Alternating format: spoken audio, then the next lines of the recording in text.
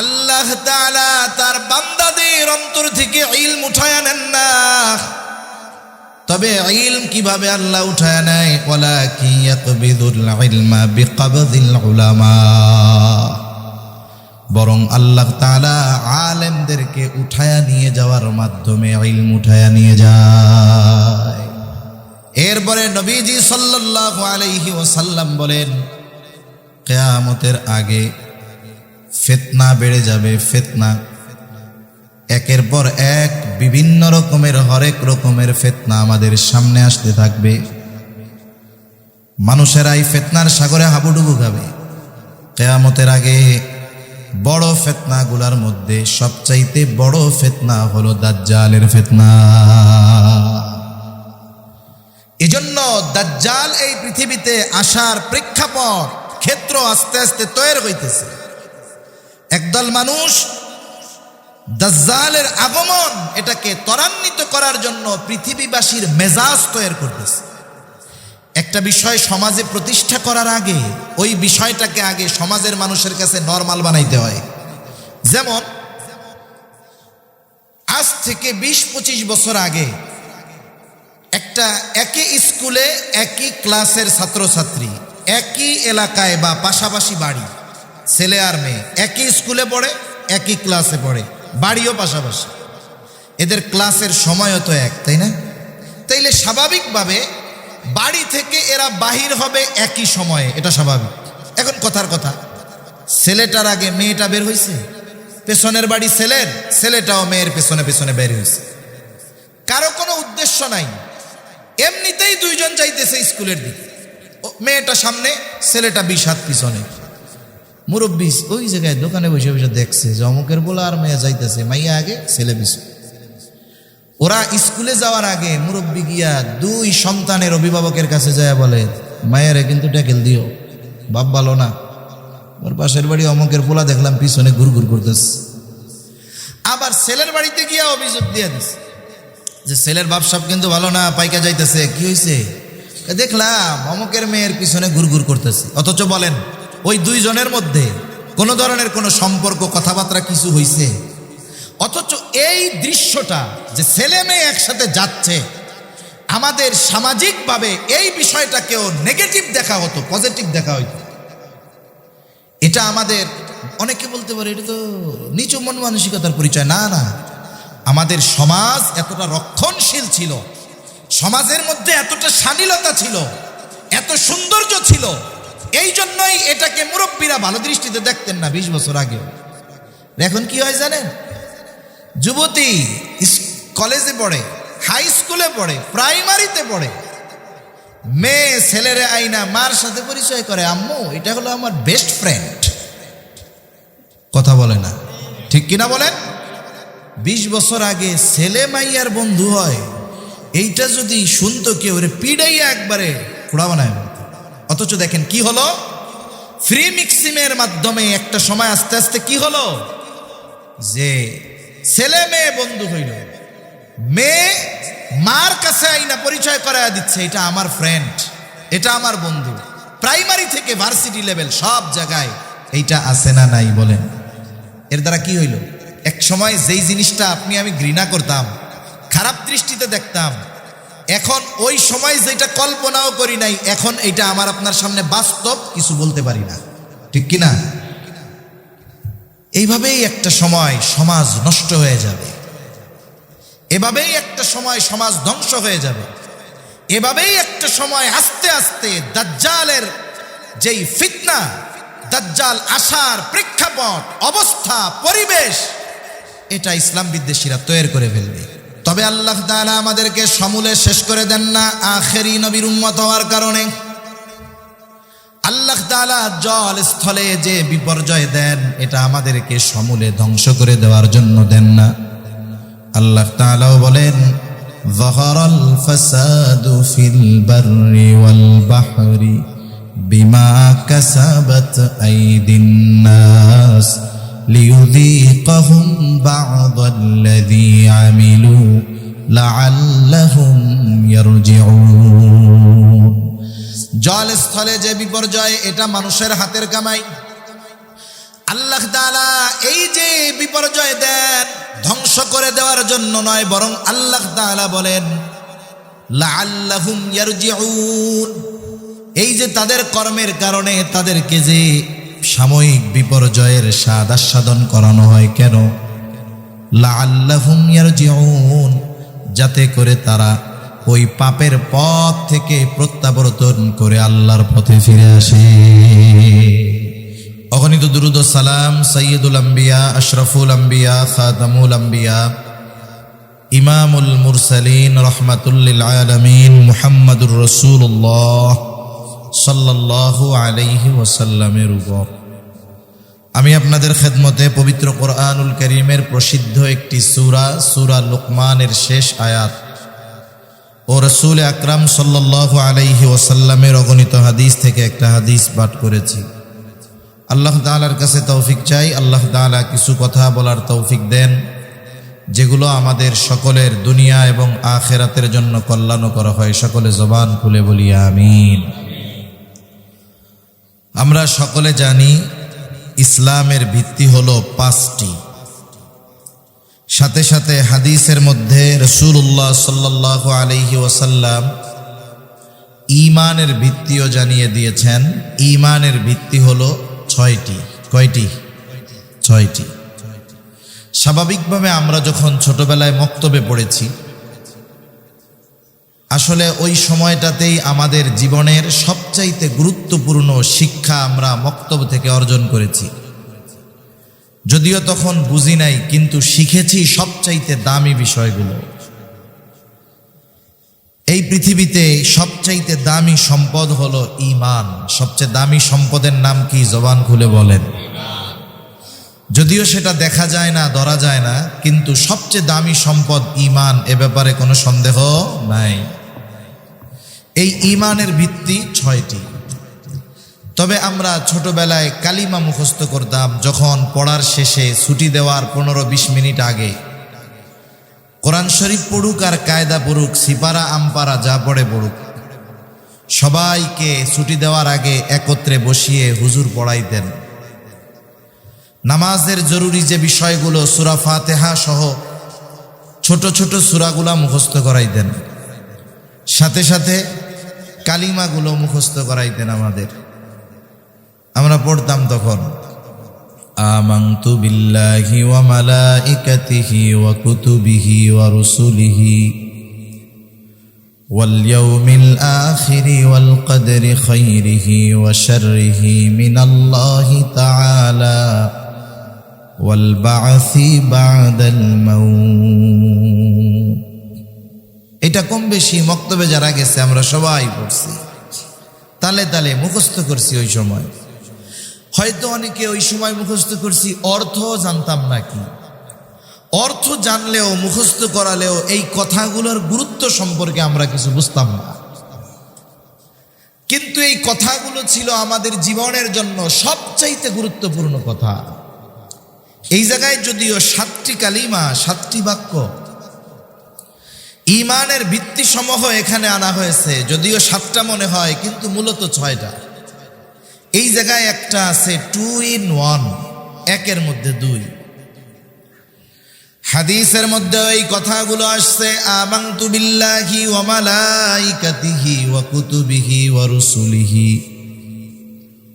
ওয়াল ইয়াউমিল আখিরি ওয়াল কদরি খাইরিহি ওয়া শাররিহি মিনাল্লাহি তাআলা। আমরা মক্তবে অতিরিক্ত পড়তাম ওয়াল বা'সি বা'দাল মাউত। তবে 5 নম্বর যেই বিষয়টা ওয়াল ইয়াউমিল আখিরি, এই যে আখিরাতের উপরে ঈমান আনলাম, পরকালের উপরে ঈমান আনলাম, এটার মধ্যেই ওয়াল বা'সি বা'দাল মাউত অন্তর্ভুক্ত। কারণ একটা মানুষ ইন্তেকালের সাথে সাথেই তার পরকাল শুরু হয়ে যায়। এই হিসাবের দিক দিয়ে ঈমানের ভিত্তি হলো 6টা। তার মানে ঈমানের ভিত্তি সমূহের মধ্যে অন্যতম একটি ভিত্তি হলো পরকালের উপরে ঈমান, আখিরাতের উপরে ঈমান। এজন্য আমরা বিশ্বাস করি এই দুনিয়া একটা সময় ধ্বংস হয়ে যাবে, এটা নশ্বর এক জগৎ, এটা ধ্বংস হয়ে যাবে, চিরন্তন নয়। আল্লাহ তাআলা চিরন্তন, কিন্তু এই জগৎ চিরন্তন নয়। এই পৃথিবী একদিন ধ্বংস হয়ে যাবে। একটা সময় আল্লাহ তাআলা কিয়ামত সংগঠিত করবে। এক হাদিসের মধ্যে আসছে, মানুষ কিয়ামতের কথা বলে, কিয়ামতের কথা বলে কিয়ামত কখন হবে। কিয়ামত মুহাদ্দিসিনে কেরাম দুই ভাগে ভাগ করেন, বলে ছোট কিয়ামত আর বড় কিয়ামত। কিন্তু মূলত কিয়ামত শুরু হয়ে যায় মৃত্যুর মাধ্যমে, আর ব্যক্তির মৃত্যুর মাধ্যমেই তার কিয়ামত পরকাল শুরু হয়ে যায়। তবে বড় কিয়ামত কখন শুরু হবে? মানুষের মৃত্যুর মাধ্যমে তার ছোট কিয়ামত শুরু হয়ে যায়, তবে বড় কিয়ামত কখন সংগঠিত হবে? এই সংগঠিত হওয়ার সময়টা দুনিয়ার কেউ জানে না, যিনি জানেন তিনি কে। তবে এই পৃথিবী ধ্বংস হবে, এটা নিঃসন্দেহে সত্য, এটা অবিশ্বাস করার কোনো সুযোগ নাই। এই কিয়ামত কখন হবে এটার জ্ঞান, এটার ইলম দুনিয়ার কারো কাছে নাই। আমি আপনাদের খেদমতে যে আয়াতখানা তিলাওয়াত করেছি, এই আয়াতের মধ্যে আল্লাহ তাআলা গায়েবের 5টি বিষয়ের কথা উল্লেখ করেছেন। বুখারীর বর্ণনায় এই 5টি বিষয়কে মাফাতিহুল গায়েব বলা হয়, গায়েবের চাবিকাঠি। তবে এই 5 বিষয়ের মধ্যে গায়েব সীমাবদ্ধ নয়, বরং মুফাসসিরিনে কেরাম বলেন এই 5টি বিষয়ের মধ্যে বাকি গায়েবের সব বিষয়গুলো অন্তর্ভুক্ত হয়ে যায়। তার মানে গায়েবের চাবিকাঠি, গায়েবের ইলম যার কাছে তিনি কে? আল্লাহ। হুয়াল্লাহুল্লাযী লা ইলাহা ইল্লা হুয়া আলিমুল গায়বি ওয়াশ শাহাদাতি হুয়ার রহমানুর রহিম। আল্লাহ তাআলা আরেক জায়গায় বলেন, ওয়া ইনদাহু মাফাতিহুল গায়বি লা ইয়ালামুহা ইল্লা হু। আল্লাহ তাআলা আরেক জায়গায় বলেন, কুল লা ইয়ালামু মান ফিস সামাওয়াতি ওয়াল আরদিল গায়বা ইল্লাল্লাহ। তাহলে গায়েবের ইলম যার কাছে তিনি কে? আল্লাহ। কিন্তু আমাদের কিছু ভাই এনরা আলিমুল গায়েব আল্লাহ এটা মানেন, সাথে সাথে বলেন নবীও আলিমুল গায়েব। নাউজুবিল্লাহ। অনেকে মনে করে নবীজি আলিমুল গায়েব না হলে ওনার মর্যাদা কমে যাবে। নাউজুবিল্লাহ বলেন। অনেক ডাক্তার আছে না, অনেক বড় ডাক্তার, মনে করেন বাংলাদেশের নাম করা ডাক্তার, যিনি ডাক্তার ভালো, উনি যে ইঞ্জিনিয়ারিং সম্পর্কে জানবেন এটা তার জন্য জরুরি না। এখন ওনাকে গিয়ে যদি ইঞ্জিনিয়ারিং কোনো বিষয়ে জিজ্ঞাসা করা হয়, উনি যত ভালো ডাক্তার হোক না কেন ইঞ্জিনিয়ারিং এর বিষয়ে জবাব দিতে পারবে? এখন কেউ যদি বলে ধুর আপনি কনস্ট্রাকশনের ব্যাপারে এগুলা জানেন না, আপনি কেমন ডাক্তার হইছেন, এ কথা বলা নিতান্তই বোকামি, ঠিক কিনা বলেন? তবে আল্লাহ তাআলা আমার আপনার নবীকে গায়েবের খবর দিয়েছেন। আল্লাহ তাআলা গায়েব সম্পৃক্ত যে বিষয়গুলো নবীজিকে জানিয়েছেন, নবী সেই বিষয়গুলো জানায়া দিয়েছেন। নবী গায়েব না জানার কারণে সম্মান কমে যায় নাই, ইজ্জত কমে যায় নাই, বরং কিছু কিছু সময় আছে আল্লাহ তাআলা যাকে যেই যোগ্যতা দেয় নাই তাকে ওই যোগ্যতায় অভিহিত করা, এটা বরং তাকে অপমান করার নামান্তর। এজন্য আমার আপনার নবীজির শান আল্লাহ তাআলা অনেক ঊর্ধ্বে উঠায়া দিছেন। স্বাভাবিকভাবে নবীজি যদি গায়েব জানতেন তাইলে ওনার জীবন সম্পৃক্ত সংগঠিত অনেক বিষয় সহজ হয়ে যেত। যেমন বারবার আমার আপনার নবীজিকে হত্যার অপচেষ্টা করেছে। একবার একজন মহিলা আমার আপনার নবীজিকে দাওয়াত দিয়েছে তার বাড়িতে, আহলে কিতাব, নবীজি এই জন্য গেছে দাওয়াত খাইতে। মহিলা ছাগলের গোশতের মধ্যে বিষ মিশায়া খাবার পরিবেশন করেছে। নবীজি ওই গোশতের টুকরা গালের মধ্যেও দিয়া দিয়েছেন।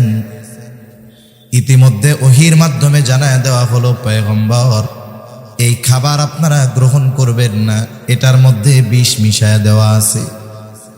নবীজি ওই খানা খান নাই, কিন্তু খাবারের কিছু অংশ গালে গেছে। ওই সময়টাতে বিষক্রিয়া ঘটে নাই।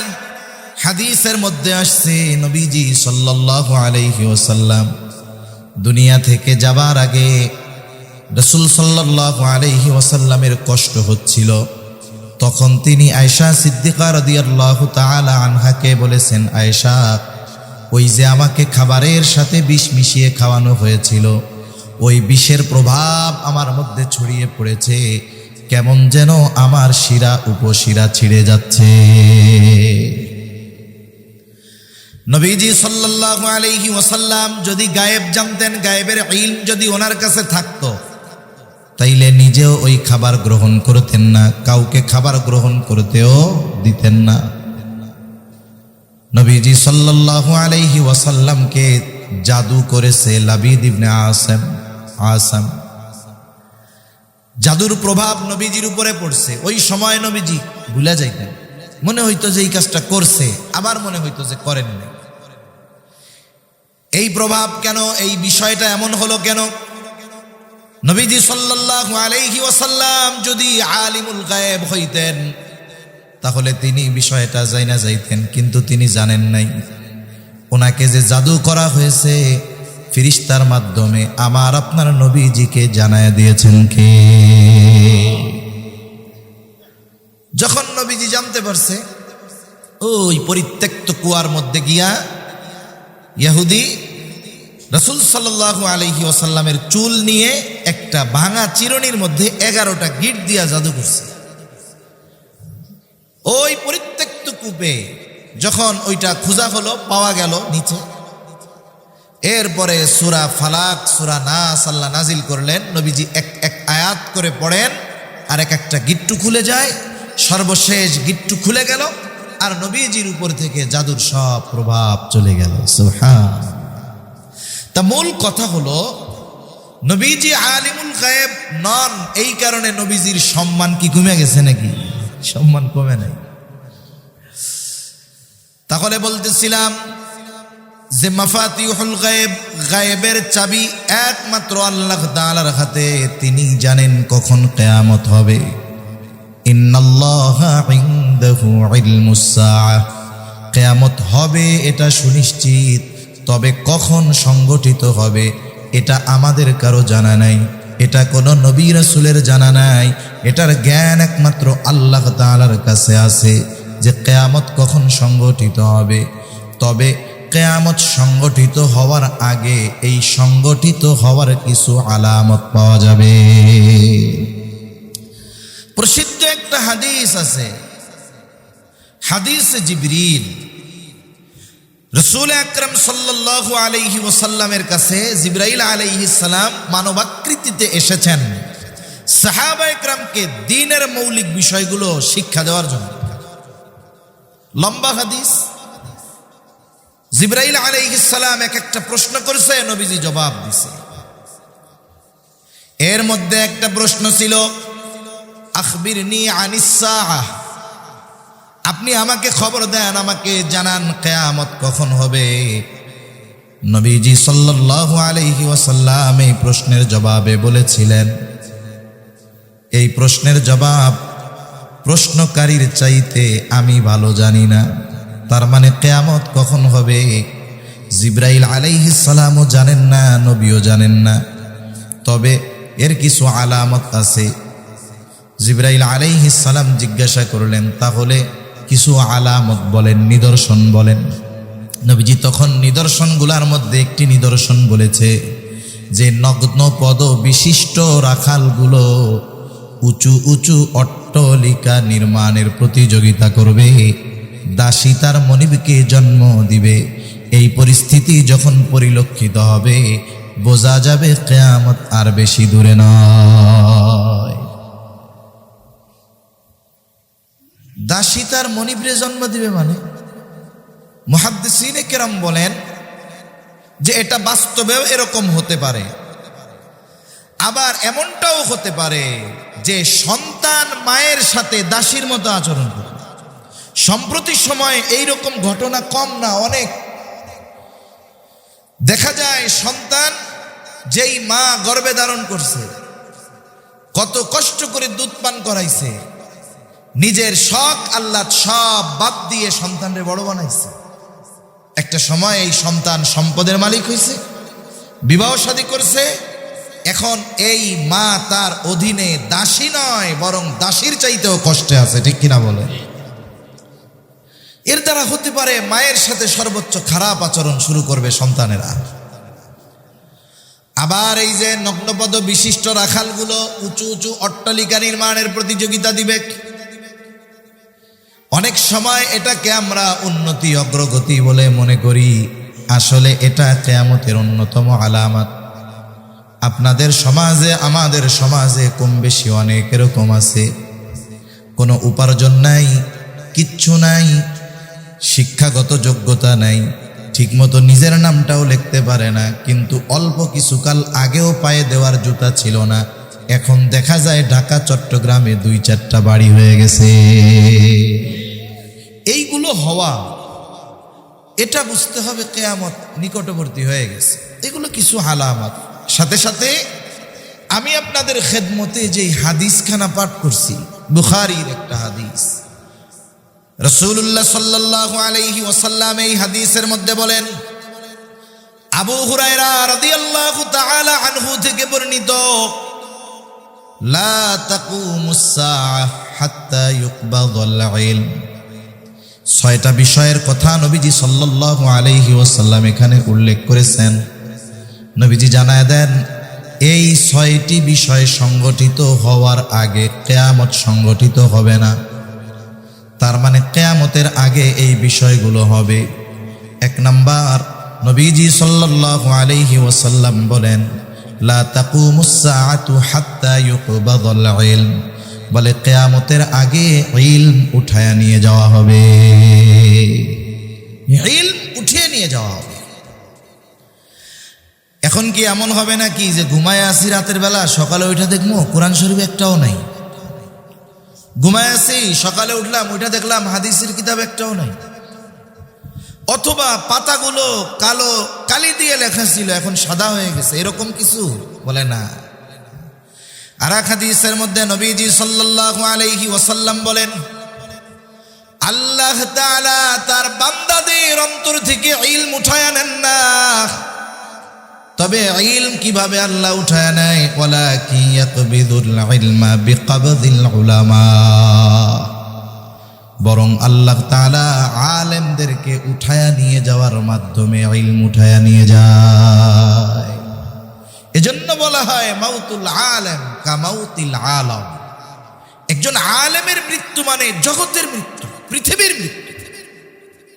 বিশেষ করে এই 21 শতাব্দীর শুরু থেকে নিয়ে 2020 থেকে বা 2000 সাল থেকে নিয়ে 2025 সাল, এর মধ্যে যাদের বয়স ধরেন 40-এর কোঠায়, অথবা যাদের বয়স ধরেন 20-এর কোঠায়, এরাও বুঝবে করোনাকালীন সময় থেকে নিয়ে এই পর্যন্ত আমার মনে হয় গোটা বাংলাদেশ সহ গোটা পৃথিবীর শীর্ষস্থানীয় উলামায়ে কেরাম তসবির দানা ছিঁড়ে গেলে যেমন একটার পর একটা পড়ে, অনুরূপভাবে সম্প্রতি এই কয়েক বছরের মধ্যে আমরা দেখলাম যে এক একজন নক্ষত্র, এক একজন আলেম পর পর পর পর অতি দ্রুততার সাথে আমাদের থেকে বিদায় নিয়েছেন, ঠিক কিনা বলে? হাটহাজারী মাদ্রাসার দিকে দেখেন, আল্লামা শাহ আহমদ শফি রহমাতুল্লাহি আলাইহির পর থেকে নিয়ে কেমন যেন তসবির দানার মতো এক একজন করে আমাদের থেকে বিদায় নিছে। আল্লামা আহমদ শফি রহমাতুল্লাহি আলাইহি চলে গেছে, জুনাইদ বাবুনগরী রহমাতুল্লাহি আলাইহি চলে গেছে, আল্লামা ইয়াহইয়া রহমাতুল্লাহি আলাইহি আমাদের থেকে চলে গেছে। গোটা পৃথিবীর অন্যতম ফকিহ চট্টগ্রামের সন্তান আব্দুস সালাম চাটগামী রহমাতুল্লাহি আলাইহি চলে গেছে। অন্যদিকে পটিয়ার দিকে দেখেন জিরির হজরত চলে গেছে, আব্দুল হালিম বুখারী রহমাতুল্লাহ আলাইহি চলে গেছে, সম্প্রতি আরো দুই কয়েকজন আলেম আমিনুল হক রহমাতুল্লাহ আলাইহি চলে গেছে। যদি এনাদের যাওয়ার ধারাবাহিকতাটা খেয়াল করা হয়, এ তো শুধু চট্টগ্রামের কথা বলা হলো, দেখা যাবে এনাদের চলে যাওয়ার মাধ্যমেই দুনিয়া থেকে আস্তে আস্তে ইলম উঠে যাচ্ছে। আল্লামা আহমদ শফি রহমাতুল্লাহ আলাইহি চলে গেছে, ওনার বিকল্প একজন দেখান আছে? কথা বলেন, আছে মনে হয় দুই চারজন আছে? নাই, এটাই বাস্তবতা। নাই কায়েদে মিল্লাত জুনাইদ বাবুনগরী রহমাতুল্লাহ আলাইহি চলে গেছে, বিকল্প দেখান? নাই। আমাদের ঢাকার মুফতি আমিনী রহমাতুল্লাহ আলাইহি চলে গেছে, বিকল্প নাই। শেখুল হাদিস আল্লামা আজিজুল হক রহমাতুল্লাহ আলাইহি চলে গেছে, নাই, বিকল্প নাই। আব্দুস সালাম চট্টগ্রামী রহমাতুল্লাহ আলাইহি চলে গেছে, বিকল্প নাই। বরং এনাদের মৃত্যুর মাধ্যমে আমাদের যে ইউনিটি ছিল, ঐক্য ছিল, এনাদের মৃত্যুর মাধ্যমে আমাদেরও দূরত্ব সৃষ্টি হয়ে গেছে, ঠিক কিনা বলে? তাহলে আলেমের মৃত্যুর মাধ্যমে আল্লাহ তাআলা ইলম উঠায় নিয়ে যায়। এজন্য আসলে তো উচিত ছিল আমাদের ঘরে ঘরে ইলম অন্বেষণকারী থাকা, আলেম থাকা। এই জন্যই মাদ্রাসাগুলো কত জরুরি। দেখেন পৃথিবীর অনেক দেশে মাদ্রাসা মসজিদগুলাকে ভেঙে দেওয়া হইতেছে। তার মানে এই মাদ্রাসা যতদিন থাকবে, ইলমের চর্চা, কোরআন হাদিসের দর্স যতদিন থাকবে, ততদিন পর্যন্ত আল্লাহ তাআলা কিয়ামত সংগঠিত করাবেন না।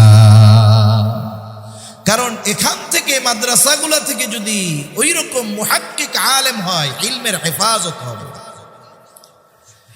এজন্য কিয়ামতের আগে আল্লাহ তাআলা ইলম উঠায় নিয়ে যাবেন। এজন্য আমাদেরও ফিকির করা দরকার যে এই ইলম যেখান থেকে অর্জন করা হয়, ওই মার্কাজগুলো হেফাজত করা দরকার।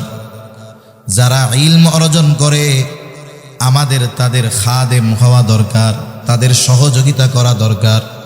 সাথে সাথে ইলম অর্জনের মার্কাজগুলা টিকিয়ে রাখার জন্য আমাদের জান মাল দিয়ে মেহনত করা দরকার। কারণ এইগুলার কারণে কিয়ামত আসে না। তাহলে এক নাম্বার, নবীজি সাল্লাল্লাহু আলাইহি ওয়াসাল্লাম বললেন কিয়ামতের আগে ইলম উঠায় নিয়ে যাওয়া হবে। আর ইলম উঠায়া নেন আল্লাহ তাআলা কেমনে?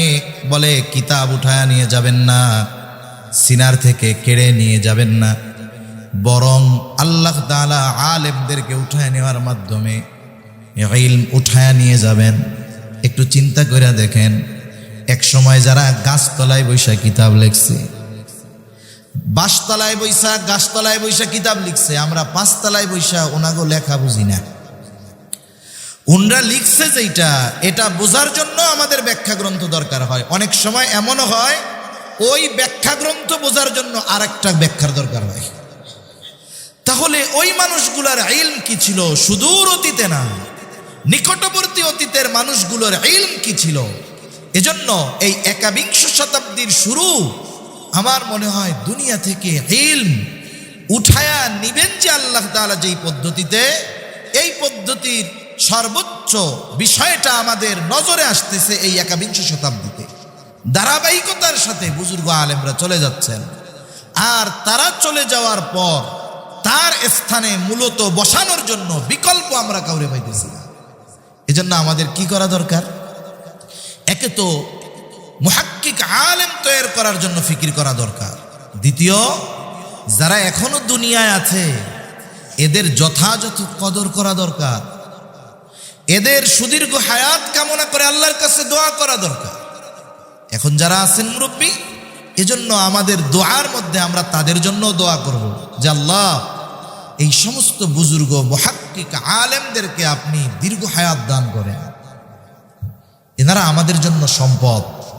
আমরা বুঝি না, আমরা বুঝি ঠিক, কিন্তু চলে যাওয়ার পরে আগে বুঝি কম।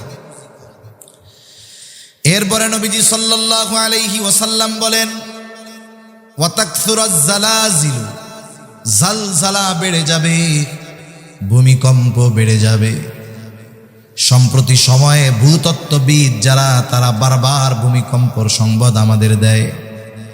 এই যে কয়েকদিন আগে মায়ানমার থাইল্যান্ড সীমান্তে ভূমিকম্প হলো, সুবিশাল স্থাপনাগুলো কিভাবে কাঁপতেছিল। কয়েক বছর আগে তুরস্কে ভূমিকম্প হলো, একেবারে তছনছ হয়ে গেল। এই যে ঝালঝালা কিয়ামতের আগে বেড়ে যাবে, কিয়ামতের আগে ভূমিকম্প বেড়ে যাবে, এটা ভূতত্ত্ববিদরা বিভিন্ন কারণ উল্লেখ করে।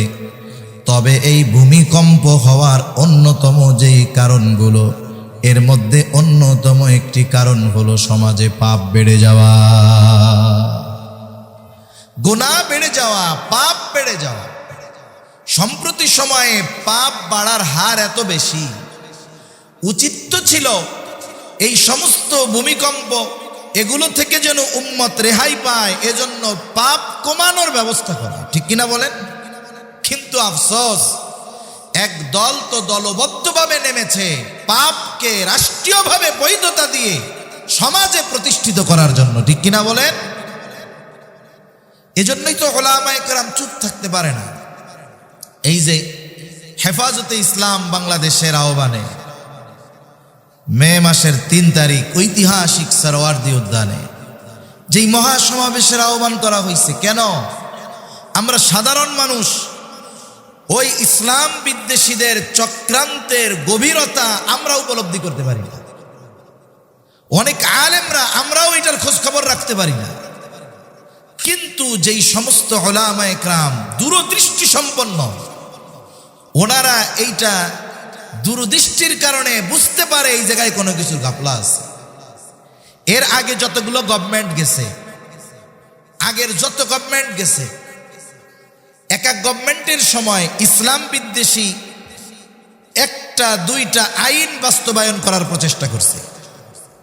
যেমন বিএনপির সময় একটা করছে, মনে করে আওয়ামী লীগের সময় এক দুইটা করছে। কিন্তু এই গভর্নমেন্টকে সামনে রেখে নারী সংস্কার কমিশন আগে যতগুলা ইসলাম বিদ্বেষী আইন বাস্তবায়নের চেষ্টা করছিল, ওইগুলা সহ আরো নতুন কিছু চাইতেছে। তারা কি চাচ্ছে? সম্পদে ইসলামিক যেই আইন, মুসলিম পারিবারিক আইন, মুসলিম যেই ওয়ারিশি আইন, কোরআন সুন্নাহর আলোকে যেগুলো পরিপূর্ণভাবে সমাধানকৃত, এইগুলাকে বাদ দিয়ে তারা চাইতেছে সম্পদের মধ্যে নারী পুরুষের সমান অধিকার। সাথে সাথে কি চাচ্ছে?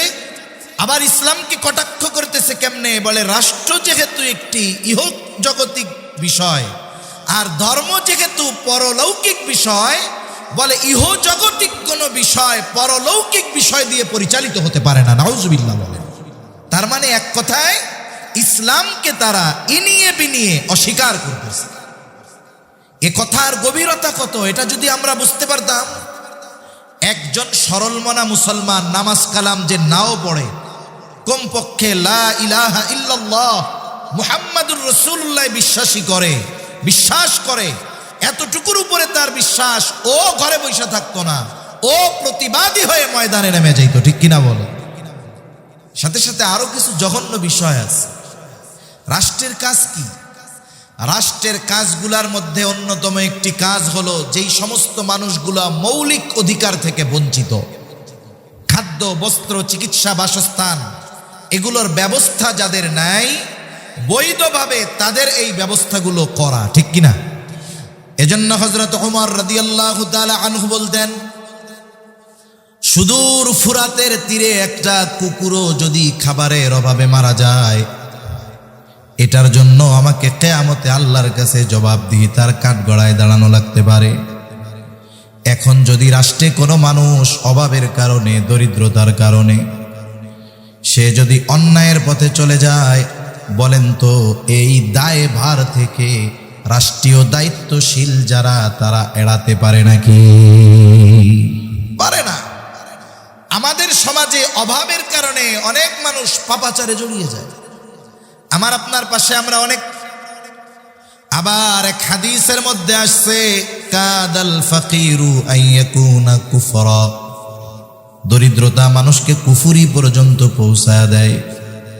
রাষ্ট্রের দায়িত্ব ছিল যেই মানুষগুলো কাজের অভাবে, খাবারের অভাবে অন্যায়ের পথে পা বাড়াইতেছে, ওই মানুষগুলোর জন্য কর্মসংস্থান করা, তাদের জীবন উপকরণের ব্যবস্থা করা, অন্যায় পথ থেকে তাদের ফিরাইয়া আনার ব্যবস্থা করা, এটা রাষ্ট্রের দায়িত্ব ছিল। রাষ্ট্র শুধু একটা অপরাধীকে আটক করার পরে তাকে শাস্তি দিয়ে ছেড়ে দিবে, এতে তার পরিবর্তন হবে না। কারণ আমাদের দেশ সহ গোটা দুনিয়ার সিস্টেমটা এখন কিরকম, মনে করেন একটা লোক চুরি করে ধরা পড়ছে, শেষরা চোর ছিল, শেষরা চোর, শেষরা চোর বুঝেন তো?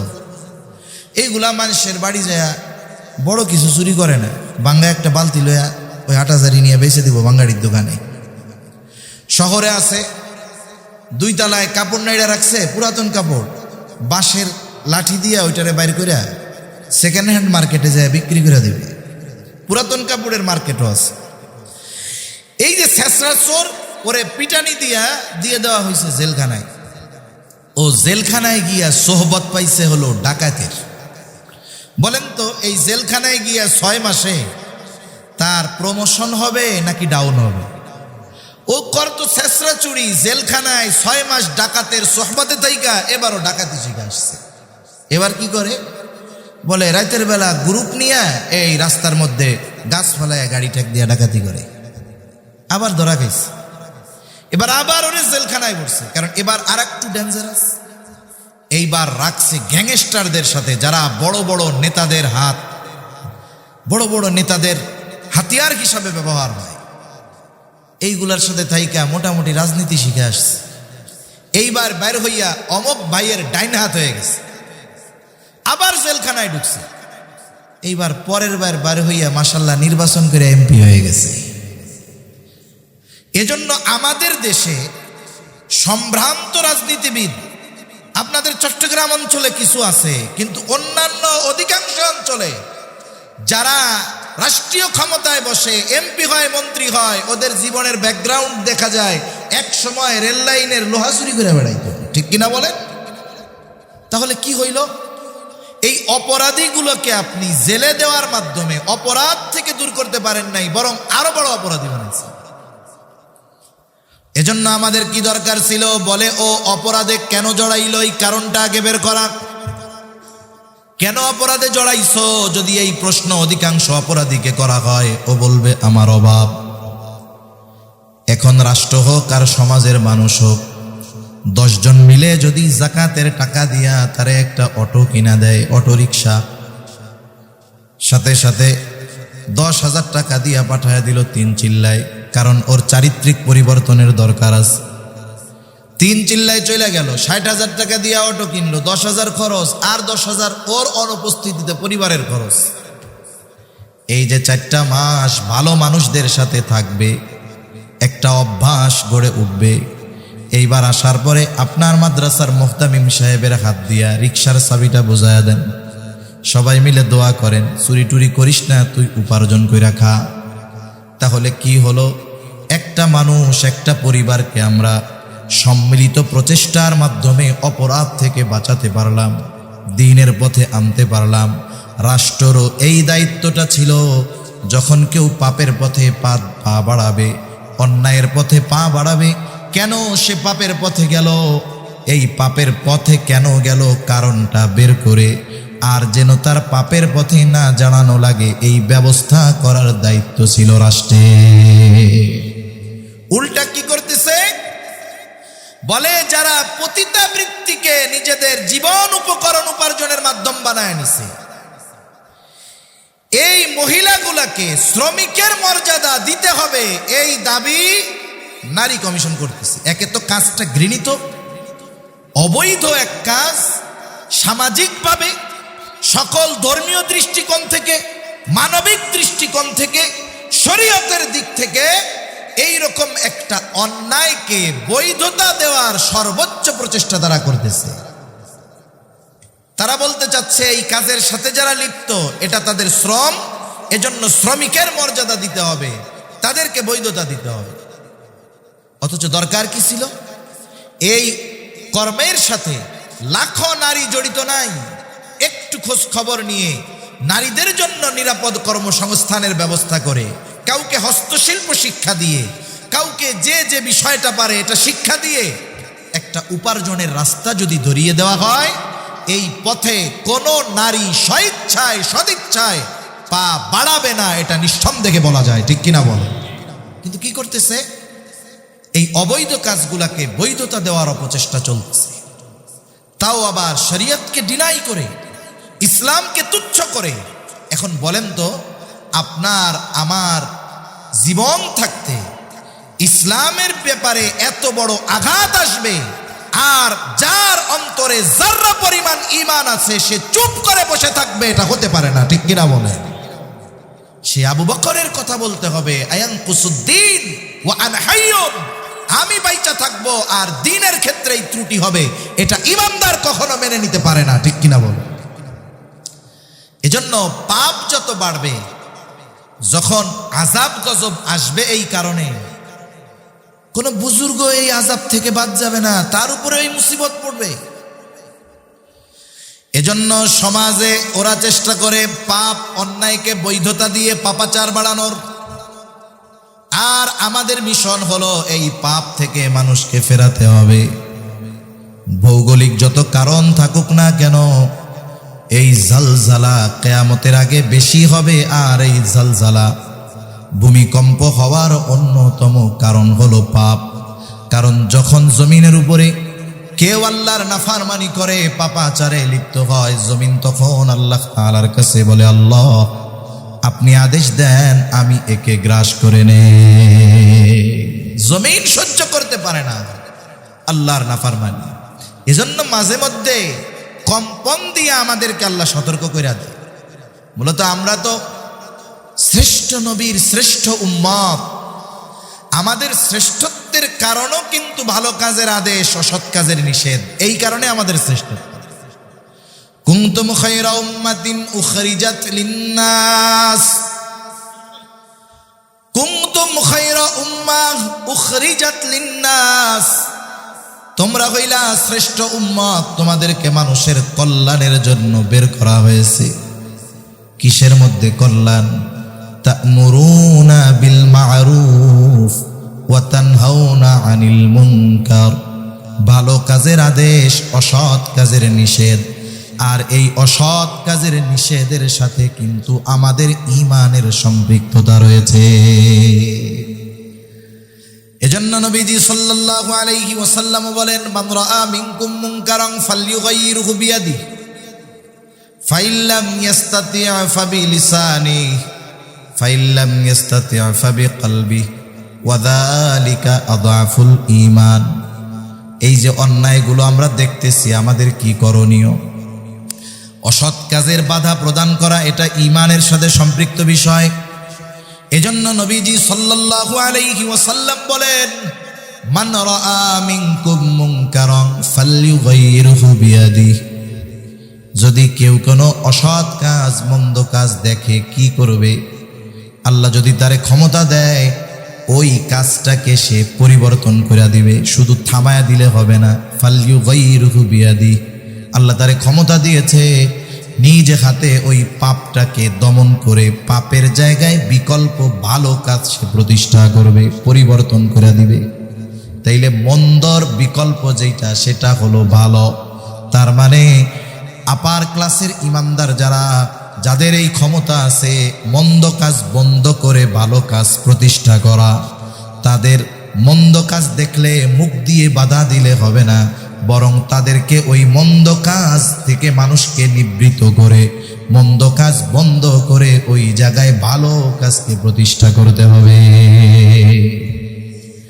এখন আপনি আমি হাত দিয়া বাধা দিব, কাজ থামাই দিব, ভালো কাজ প্রতিষ্ঠা করব, এটা আমার আপনার জন্য সম্ভব নয়। এই ক্ষমতা আল্লাহ আমারে আপনারে দেয় নাই। অথবা এই অন্যায়কারীরা এত ক্ষমতাধর, তাদের মুখ দিয়া বললেই জীবন যাইব গা, আর থামানো তো বহুদূর। তাহলে এবার কি দায়িত্ব? বলে ফাইল্লাম ইয়াস্তাতি' ফাবিলিসানি, হাত দিয়ে যদি ওই কাজ পরিবর্তনে অক্ষম হয়, সামর্থ্য না থাকে, বলে জবান দিয়ে ওই কাজের বিরোধিতা করতে হবে। একজনের আছে ধমক দিয়া কাজটা বন্ধ করায় দেওয়া, সে ধমক দিয়ে কাজটা বন্ধ করাবে। আর একজনের আছে ধমক দিলে বিপদ, বলে সে কোরআন হাদিস দিয়া নসিহত করে কথাগুলা বোঝাবে। কারণ সবার গরম কথা, সবার আদেশ দেওয়ার মতো যোগ্যতা থাকে না।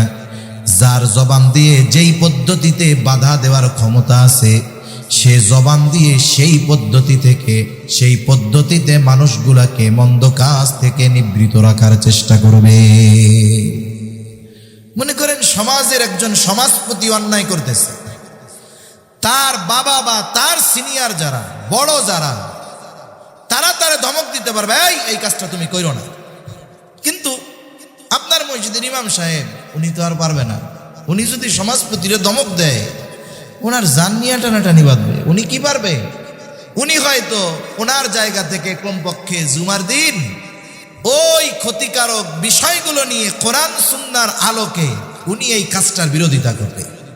তাহলে আল্লাহ জবান দিয়ে ওই মন্দ কাজ প্রতিহত করার যোগ্যতা যাকে যেভাবে দিয়েছে সে সেই পদ্ধতিতে করবে। এখন জবান দিয়েও বলার ক্ষমতা নাই, বলে হ্যাঁ, অনেক সময় এমনটাও হয়।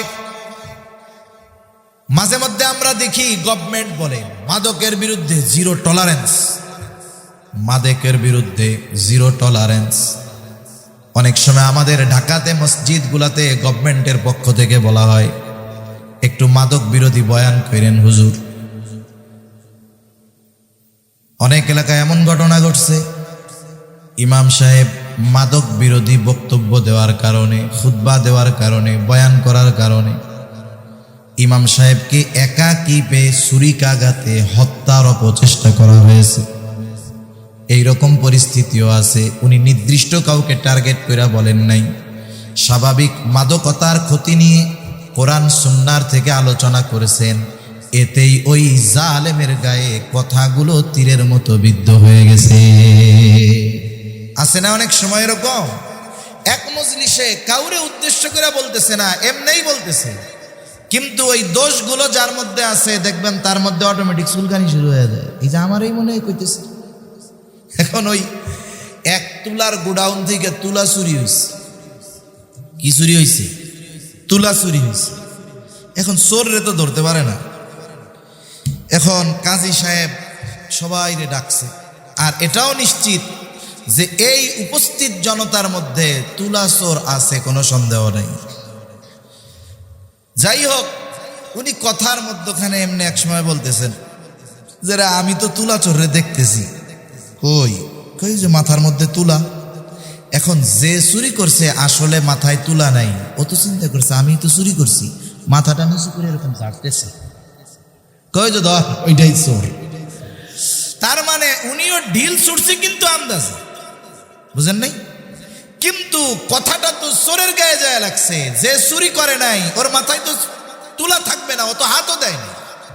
কিন্তু ও যতই লুকাইয়া দিক না কেন, ওর তো অন্তরে ভয়, আমি তো চুরি করছি, তাইলে তুলা থাকলে তো আমার মতোই থাকবো।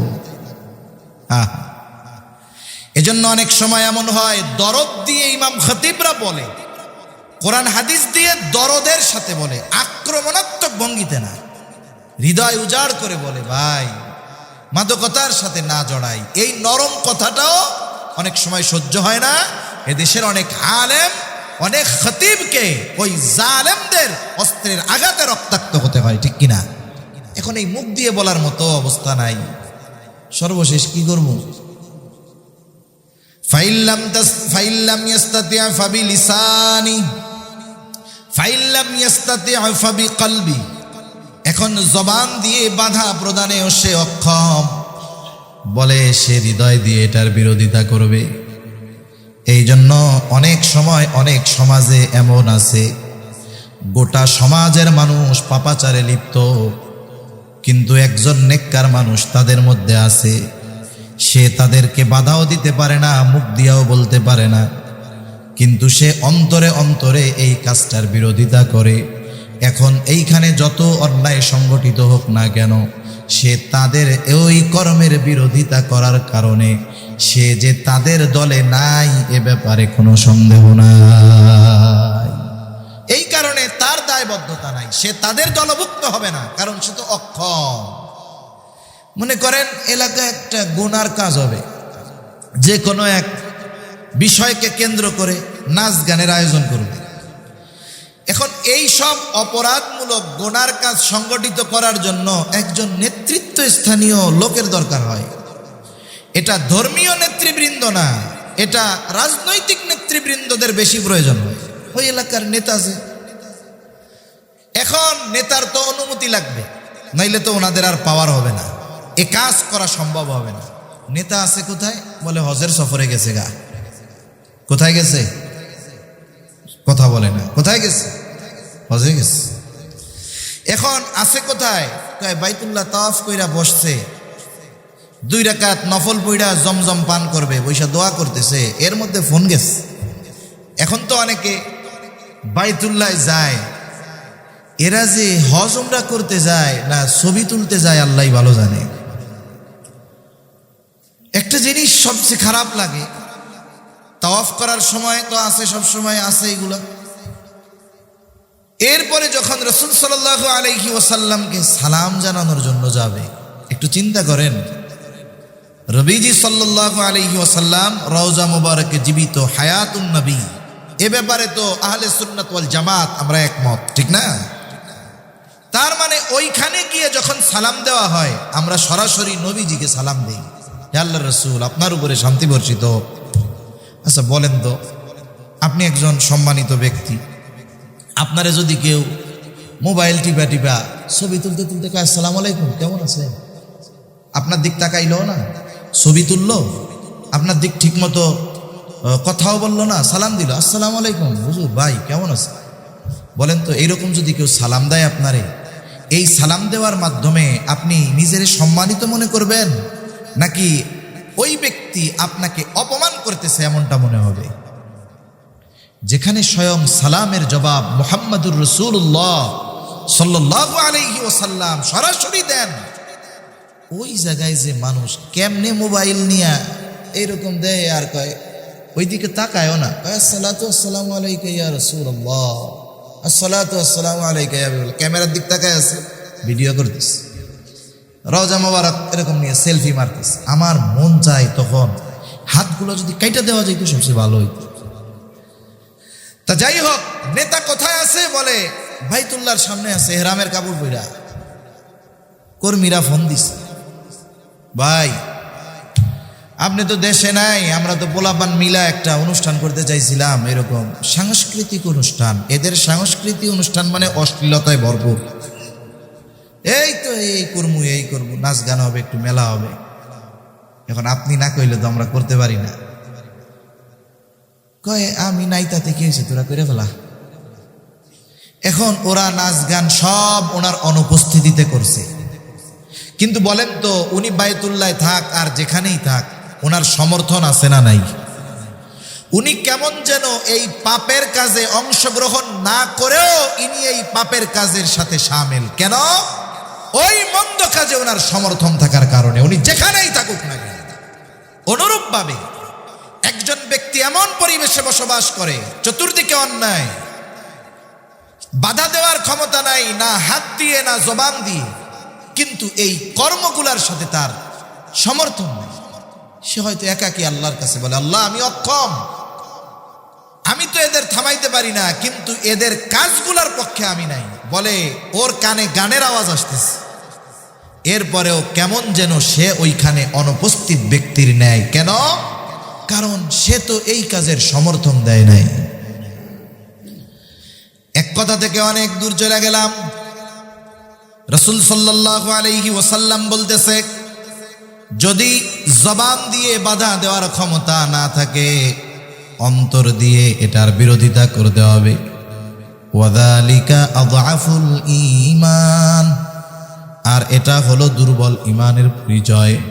তার মানে অন্যায় দেখার পরেও যদি আমার অন্তরের মধ্যে কোনো প্রভাব বিস্তার না ঘটে, আমার ঈমান আছে না নাই আল্লাহ জানে। এখন এটা হলো ঈমানের মাপকাঠি, মাপার একটা থার্মোমিটার।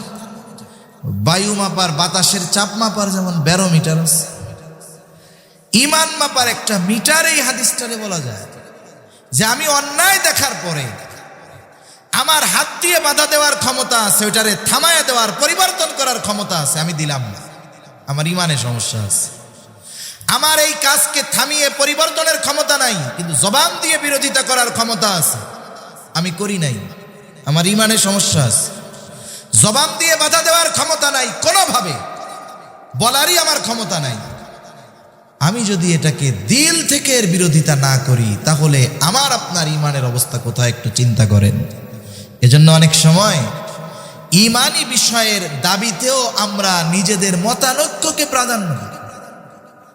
আমার এক ভাই যদি ইমানের জন্য ডাকে, ওইখানে যদি কোনো ছল চাতুরির সম্ভাবনা না থাকে, বদ উদ্দেশ্য না থাকে, আমি যদি সুনিশ্চিত হই যে এই মানুষগুলো আমাকে একনিষ্ঠভাবে দ্বীনের জন্য ডাকছে, তাহলে দল না দেখে, ব্যক্তি না দেখে, ওই দাবির পক্ষে নিজের আওয়াজকে বুলন্দ করা, নিজের অ্যাবিলিটি, নিজের সামর্থ্য অনুযায়ী তাদের সহযোগিতা করা, এটা ইমানি দায়িত্ব, ঠিক কিনা বলেন?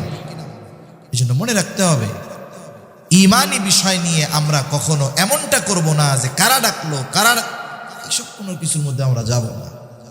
কারণ এই পাপাচারের কারণে যদি আযাব গজব আসে, এটার থেকে আমরাও বাঁচতে পারবো। তবে আল্লাহ তাআলা আমাদেরকে সমূলে শেষ করে দেন না আখেরি নবীর উম্মত হওয়ার কারণে। আল্লাহ তাআলা জল স্থলে যে বিপর্যয় দেন, এটা আমাদেরকে সমূলে ধ্বংস করে দেওয়ার জন্য দেন না। আল্লাহ তাআলাও বলেন, যাহারাল ফাসাদু ফিল বাররি ওয়াল বাহরি বিমা কাসাবাত আইদিন নাস লিয়ুযীকাহুম বা'দাল্লাযী আমিলু লাআল্লাহুম ইয়ারজিউন। জল স্থলে যে বিপর্যয়, এটা মানুষের হাতের কামাই। আল্লাহ তাআলা এই যে বিপর্যয় দেন, ধ্বংস করে দেওয়ার জন্য নয়, বরং আল্লাহ তাআলা বলেন লাআল্লাহুম ইয়ারজিউন। এই যে তাদের কর্মের কারণে তাদেরকে যে সাময়িক বিপর্যয়ের স্বাদ আস্বাদন করানো হয়, কেন? লাআল্লাহুম ইয়ারজিউন, যাতে করে তারা ওই পাপের পথ থেকে প্রত্যাবর্তন করে আল্লাহর পথে ফিরে আসে। এজন্য আমরা যদি আল্লাহর পথে ফিরে আসি, পাপাচার মুক্ত সমাজ গড়তে পারি, রাষ্ট্র গড়তে পারি, তাহলে আশা করা যায় এই ধরনের জল স্থলের যেই বিপর্যয়, এগুলো থেকে আল্লাহ আমাদের হেফাজত করবে। তাহলে বলতেছিলাম, কিয়ামতের আগে আল্লাহ ইলম উঠায় নিয়ে যাবে, কিয়ামতের আগে জলজলা বেড়ে যাবে। এরপরে নবীজি সাল্লাল্লাহু আলাইহি ওয়াসাল্লাম বলেন, কিয়ামতের আগে ফিতনা বেড়ে যাবে। ফিতনা একের পর এক, বিভিন্ন রকমের, হরেক রকমের ফিতনা আমাদের সামনে আসতে থাকবে। মানুষেরা এই ফিতনার সাগরে হাবুডুবু খাবে। কিয়ামতের আগে বড় ফিতনাগুলোর মধ্যে সবচাইতে বড় ফিতনা হলো দাজ্জালের ফিতনা। এজন্য দাজ্জাল এই পৃথিবীতে আসার প্রেক্ষাপট, ক্ষেত্র আস্তে আস্তে তৈরি হইতেছে। একদল মানুষ দাজ্জালের আগমন, এটাকে ত্বরান্বিত করার জন্য পৃথিবীবাসীর মেজাজ তৈরি করতেছে। একটা বিষয় সমাজে প্রতিষ্ঠা করার আগে ওই বিষয়টাকে আগে সমাজের মানুষের কাছে নরমাল বানাইতে হয়। যেমন আজ থেকে 20-25 বছর আগে একটা একই স্কুলে একই ক্লাসের ছাত্রছাত্রী, একই এলাকায় বা পাশাপাশি বাড়ি, ছেলে আর মেয়ে একই স্কুলে পড়ে, একই ক্লাসে পড়ে, বাড়িও পাশাপাশি, এদের ক্লাসের সময়ও তো এক, তাই না? তাইলে স্বাভাবিকভাবে বাড়ি থেকে এরা বাহির হবে একই সময়ে, এটা স্বাভাবিক। এখন কথার কথা, ছেলেটার আগে মেয়েটা বের হয়েছে, পেছনের বাড়ি ছেলের, ছেলেটাও মেয়ের পেছনে পেছনে বের হয়েছে, কারো কোনো উদ্দেশ্য নাই, এমনিতেই দুইজন যাইতেছে স্কুলের দিকে, মেয়েটা সামনে, ছেলেটা 20 হাত পিছনে। মুরব্বী ওই জায়গায় দোকানে বসে বসে দেখছে যে অমুকের বলা আর মেয়ে যাইতেছে, মাইয়া আগে ছেলে পিছনে। ওরা স্কুলে যাওয়ার আগে মুরব্বী গিয়া 2 সন্তানের অভিভাবকের কাছে যায় বলে, মায়েরে কিন্তু ট্যাকেল দিও, বাপ ভালো না, ওর পাশের বাড়ি অমুকের পোলা দেখলাম পিছনে ঘুরঘুর করতেছে। আবার ছেলের বাড়িতে গিয়ে অভিযোগ দিয়ে দিছে যে ছেলের বাপ সাহেব কিন্তু ভালো না, পাইকা যাইতেছে। কি হয়েছে?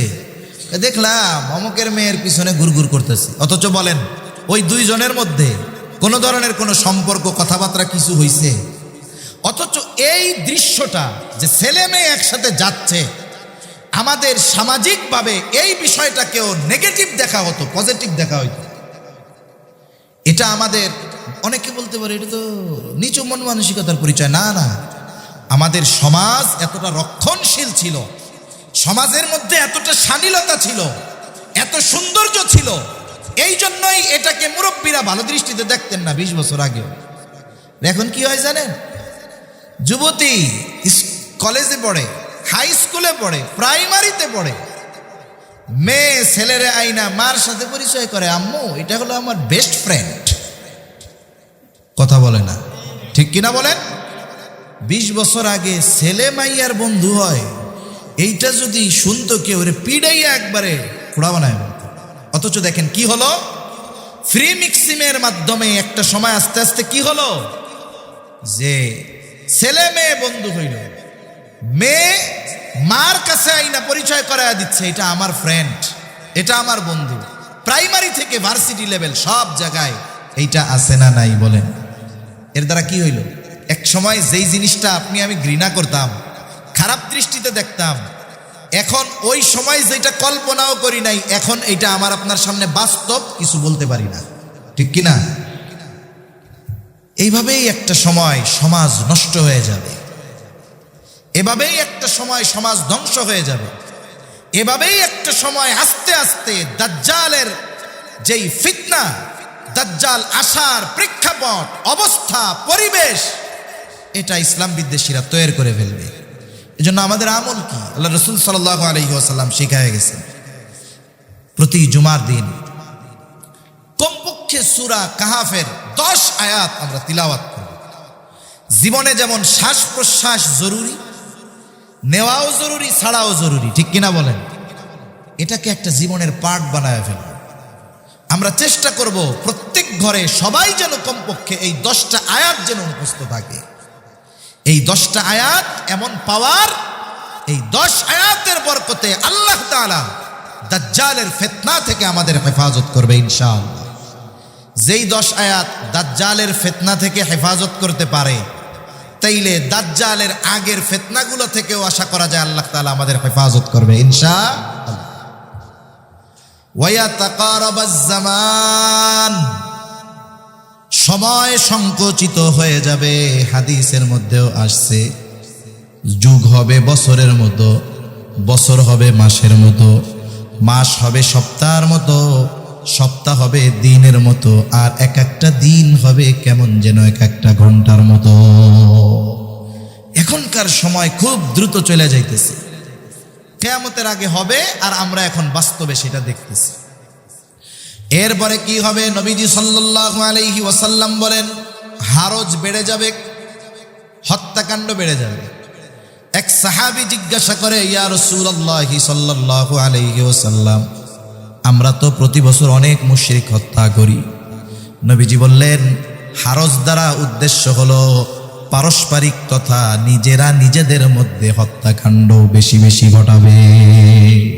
একটা হলো যুদ্ধের ময়দানে কাফেরদের সাথে, সেটা না, বরং পারস্পরিক মুসলমানেরা নিজেদের মধ্যে নিজেরা হত্যাকাণ্ড, এটা ব্যাপক আকারে বেড়ে যাবে। দেখেন নাই সামান্য বিষয়ের জন্য মানুষ মানুষকে মেরে ফেলতেছে। এখন হত্যাকাণ্ড কত সহজ হয়ে গেছে, একটু চিন্তা করেন। ঘটনা তো অনেক ঘটে, সব ঘটনা মানুষের বিবেকের দরজায় কড়া নাড়তে পারেন। এই যে চট্টগ্রামে 2 দিন আগে একটা ছেলে মেরে ফেলছে না, বয়স কত তার? 12 বছর, 6 না 7-এ পড়ে। কোন ঘটনাকে কেন্দ্র করে হত্যাকাণ্ডটা ঘটছে? বলে 1 মাস আগে ক্লাসে বসাকে কেন্দ্র করে 2 জনের মধ্যে একটু দ্বন্দ্ব লাগছে। আমরা তো বলি 18 বছরের আগে নাবালক, এগুলা রুহের জগতে বয়স কিন্তু সেম, মনে রাখবেন। রুহ আমারটাও যেই দিন হইছে, বলে আজ থেকে 2000 বছর আগে দুনিয়ায় যে আসছে তার রুহ ওই একসাথেই বানাইছে। হয়তো আসছে দুনিয়ায় পরে, কিন্তু ক্লাস 7-এ পড়ে, নাবালক, বাস্তবেও নাবালক। এই বিষয়টা মীমাংসা হয়ে গেছে। কিন্তু ওই যে ক্ষোভ, এটা অন্তর থেকে যায় নাই। 12 বছরের একটা বাচ্চা সেই ক্ষোভ লালন করছে, বন্ধুদেরকে নিয়ে প্ল্যান সাজাইছে, ওর উপরে প্রতিশোধ নিতে হবে। ঘটনা কি? টেবিলে হয়তো আগ পিস বসছে, পাশাপাশি আগে পরে এটা নিয়ে দ্বন্দ্ব স্বাভাবিক হয়েই থাকে। অথচ এই বিষয়টাকে কেন্দ্র করে কত সুপরিকল্পিতভাবে ভালো অভিনয় করে খেলার নাম নিয়ে নদীর পাশে নিয়ে সুবায়া বন্ধুরা মিলে মেরে ফেলছে। এটা তো ছোটদের মধ্যে ঘটলো। আর স্বাভাবিকভাবে আমাদের সমাজে বাবা সন্তানকে, সন্তান বাবাকে মেরে ফেলতেছে। কয়েকদিন আগে দেখলাম, খারাপ লাগে, সেজদা দিতে দিতে কপালে দাগ হয়ে গেছে, দাগ। বৃদ্ধ বাবারে লাথি মারতে মারতে বৃদ্ধ বাবার রক্ত তার জামার মধ্যে, ওর মধ্যে কোনো অনুশোচনা নেই। এই যে স্বাভাবিক তুচ্ছ কারণে হত্যাকাণ্ড, মানুষ একটা অন্যায় থেকে বাঁচতে গিয়ে আরো 5টা অন্যায় করতেছে। একজন ধরা খাইছে কেরানীগঞ্জ, একজনকে মারছে, সাথে তার বাচ্চা যাই না ফেলছে, তারেও মারছে। বলে প্রতিবেশী দেখা ফেলছে, তারেও মেরে ফেলছে। এই যে সামান্য কারণে হত্যাকাণ্ড এত ব্যাপক আকারে ঘটতেছে, এটা আসলে কিয়ামত নিকটবর্তী হওয়ার অন্যতম আলামত, ঠিক কিনা বলেন? এরপরে নবীজি সাল্লাল্লাহু আলাইহি ওয়াসাল্লাম 6 নম্বরে বলেন, কিয়ামতের আগে মানুষের সম্পদ এত বেড়ে যাবে যে সম্পদ উপচায়া পড়বে। এখন মানুষের সম্পদ অনেক। একটা সময় মানুষ খাবারের অভাবে ছিল, এখন মানুষ খাবারের অভাবে খুব কম মানুষ। আবার কিছু মানুষের সম্পদ এত বেশি যে সে সম্পদ ব্যয় করার জায়গা পায় না। যদিও সম্পদ আছে, দিনই কাজে ব্যয় করবে না। এই উপচে পড়া সম্পদ দিয়ে সে বিলাসিতা করে। এগুলো কিয়ামতের আগে হবে। তা সম্মানিত উপস্থিতি, কিয়ামত কখন হবে এর সুনির্দিষ্ট ইলম যার কাছে, তিনি কে? আল্লাহ। তবে আল্লাহর রাসূল সাল্লাল্লাহু আলাইহি ওয়াসাল্লাম কিয়ামত নিকটবর্তী হওয়ার যে আলামতগুলো জানিয়ে দিয়েছেন, সেইগুলো থেকে আমরা বুঝতে পারি যে এই পৃথিবী মনে হয় আর বেশি দিন যাবে না। একটা সময় আল্লাহ তাআলা কর্তৃক যেই সুনির্ধারিত ফয়সালা কিয়ামত, এটা সংগঠিত হবে। এজন্য আল্লাহ তাআলাও বলেন, ইন্নাল্লাহা ইনদাহু ইলমুস সাআ। কিয়ামত কখন হবে এর জ্ঞান আল্লাহ তাআলার কাছে। ওয়া ইউনাজ্জিলুল গায়স, তিনি বৃষ্টি নামান। মেঘ হলেই বৃষ্টি হয় না, বরং কোথায় বৃষ্টি হবে এটার ফয়সালা কার হাতে? আল্লাহর হাতে। ওয়া ইয়ালামু মা ফিল আরহাম, মায়ের গর্ভে কি আছে, ছেলে না মেয়ে, এটা কেউ জানে না। অনেকে বলতে পারেন আল্ট্রাসোনোগ্রাম করে তো দুনিয়া আসার আগে আমরা জানা ফেলি। কিন্তু যখন ওই শুক্র কীট মায়ের রেহেমে যায়, মাতা পিতার মিশ্রিত ওই পানি, একটা গঠন দেওয়ার আগ পর্যন্ত কোনো ডাক্তার বলতে পারে না যে এর দ্বারা ছেলে হবে না মেয়ে হবে, ঠিক কিনা বলেন? এটা বলতে পারে কখন? বলে পেটের মধ্যে যখন ছেলে অথবা মেয়ে হয়ে যায় তখন বলতে পারে।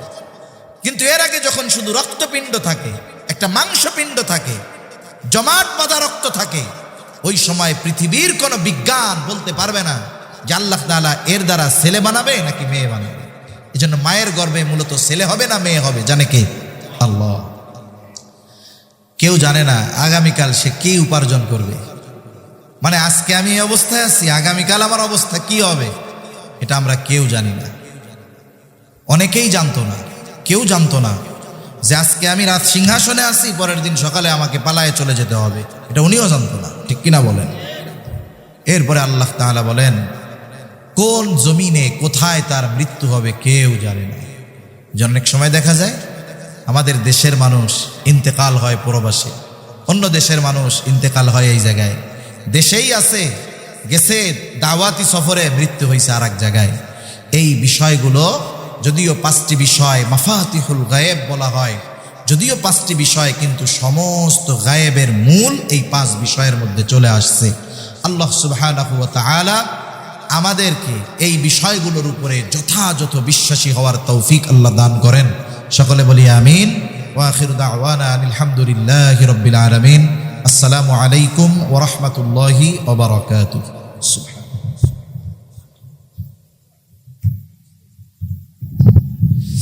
আমরা একটু দুরূদ শরীফ পড়ি। আল্লাহুম্মা সাল্লি আলা মুহাম্মদ ওয়া আলা